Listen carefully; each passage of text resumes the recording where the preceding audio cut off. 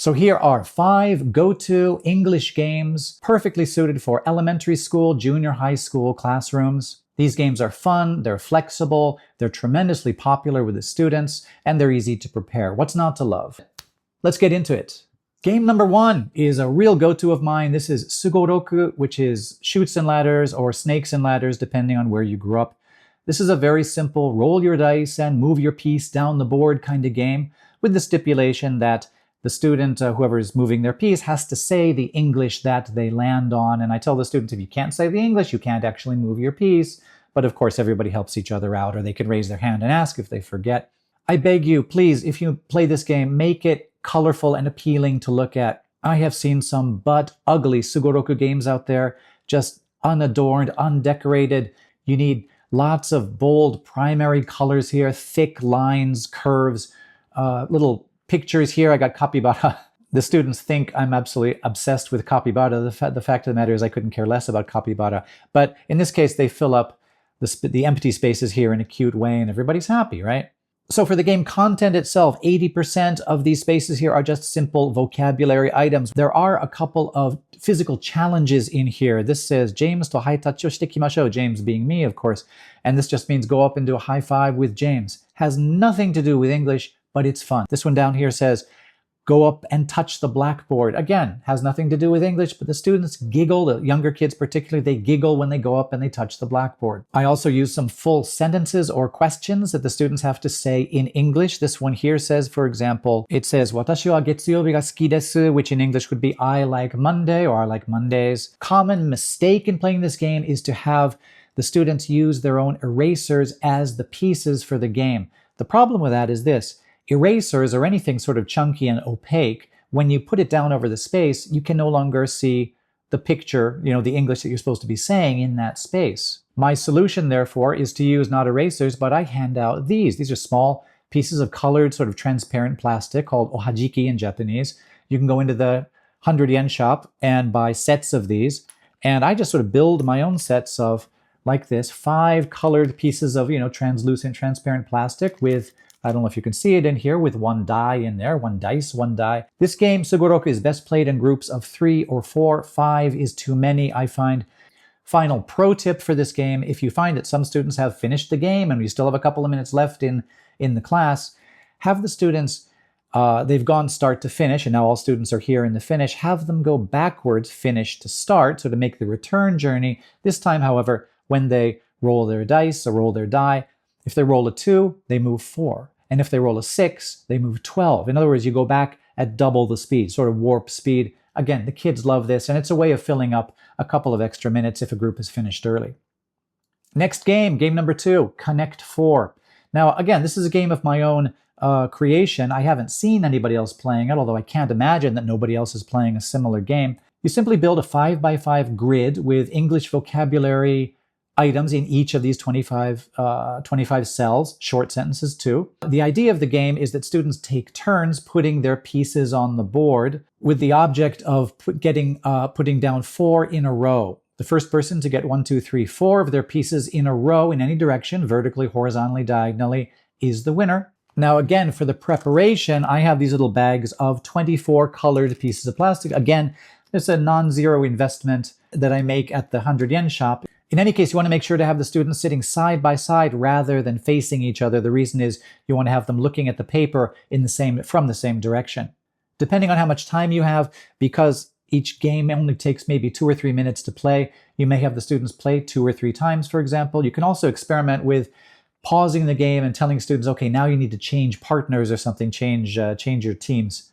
Again, this game is tremendously popular, particularly with junior high. I can play it with 4th grade elementary school and up. It's a little bit hard for the 3rd graders, I feel, but 4th grade and up, it's okay. Junior high too, they really love this game. So, Connect 4, have at.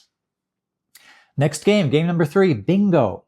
This is a very simple game, very popular with elementary school students particularly. 2 versions of this game, 4x4 or 5x5 grid. Obviously 5x5 will take longer than the 4x4 version. You'll have the students write the vocabulary words. In this case, we're going with numbers, sort of randomly across one item in each cell. Point of failure here. Students will sometimes write, for example, in this case, when we're dealing with the numbers 1 to 16, students may want to write, a 1 up here and a 7 over here and a 12 over here and then a 2 and sort of choose them randomly. If they do that, they soon forget which ones they've already written, or they can reach the end. There's 16 squares, 16 cells in this case. They write 15 and they think, hold on, wait a second, what's the last one? I don't know what to write in the last one. My partial solution, as you can see here, is to have sort of a list in a box with all of the candidates here, in this case, the numbers 1 to 16. And now I tell them to write the numbers in the boxes and cross them off, randomly, of course, and cross them off as they write them. Obviously, this game, bingo, lends itself to numbers, letters perhaps, rather than long words or phrases. You can have older students, 6th grade, for example, or junior high school, if you choose to, actually write words in the squares, but that can take a lot of time, I have found. So this game is good for elementary school, I'd say. Now, as students get bingo, as they win, as they finish the game one by one, they'll come to the front of the classroom, of course, to get a stamp or a sticker. You want to prepare, have these ready, stamps and stickers. If your JTE is amenable, have your JTE sort of be in charge of checking the students' papers as they come up, checking that they have indeed got bingo, and giving them a stamp or giving them a sticker. Moving along, game number 4 on our list, again, is a game that I made, and I can't imagine nobody else is playing it because it's so simple, but I call it sentence matching game. Now, I've made a whole other sort of a deep dive video on this game, including a lot of tweaks and optimizations, but I want to just give a quick summary of the game here. You prepare cards for your students, cards with either a question or an answer on them, such that every question matches one answer and every answer matches one question. Hand the cards out to the students, have them read them out loud once, let's say just for practice. They stand up and questions search for their answers, answers search for their corresponding question. Finding their partner, they come to you, come to the ALT or the JTE, whoever it is. They read the cards aloud, the question and answer aloud. If it's a matching pair, you collect the cards. If not, you point out the mistake and send them back to find their actual partner. This is the one game I'd say where you don't want to play at the end, at least not only at the end. This is a good class starter. So yes, sentence matching game, I recommend it highly. Final game, couldn't be simpler. I call it groups game. I'm pretty vague, I know. Basically, students sit in groups of 3, 4, maybe 5 students. You sort of define an order. You choose a student number 1, student 2, 3, 4, and the students will go around in a circle with each student saying one vocabulary item. For example, let's say we're dealing with elementary school students and you'll write the numbers 1 to 20 on the board. You might have, for example, all of the groups stand up. The first student says 1. The next student, going around clockwise, says 2. The next student says 3, 4, 5, all the way. So they go around in a circle many times, right? Until they reach 20, until they reach the end. And then that group, having finished, sits down. And you compete to see who is the last group standing. But importantly, there's a lot of variations you can make to this game. You can start by going 1 to 20, counting up. Then tell them, oh, no, I made a mistake. It's not 1 to 20, it's 20 to 1. So they have to go not 1, 2, 3, but 20, 19, 18, and like that. You can also play it with, multiples of 5, for example. Instead of the number, you say, I love English, for example. So it's 1, 2, 3, 4, I love English. 6, 7, 8, 9, I love English, and like that. Students love this. Endless variations on this game. You can do it with ABCs. Again, you can do those backward. You can do it with phonics, for example, for slightly older students, where instead of going around in a circle, instead of saying ABC, just the letters themselves, the names of the letters, instead they'll say a word that starts with that. Apple, banana, cat, for example. Another variation, you can play not with numbers or with letters, but with days of the week, although that ends quickly. You can also do it with months or ordinal numbers, for example, not 1, 2, 3, but first, second, third. For higher level students, I recommend the following variation. You do the same thing going around in a circle, but this time you start with a sentence on the board, such as, I don't know, Mary went shopping. The first student says Mary went shopping.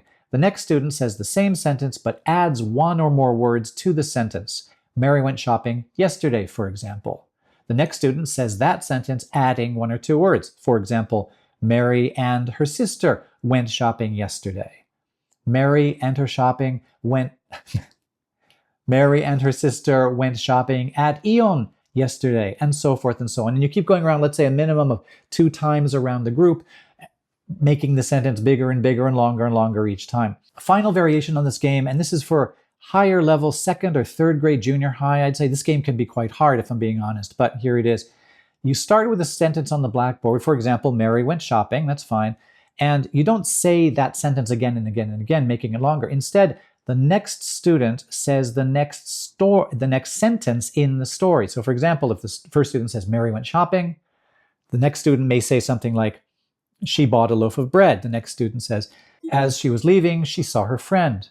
The next student says, and they went and got a cup of coffee, or something like this. It doesn't matter. That's a harder variation. Obviously, you'll need probably best for third year junior high school. Even there, it's going to be pretty hard. Depends on what kind of kids you have.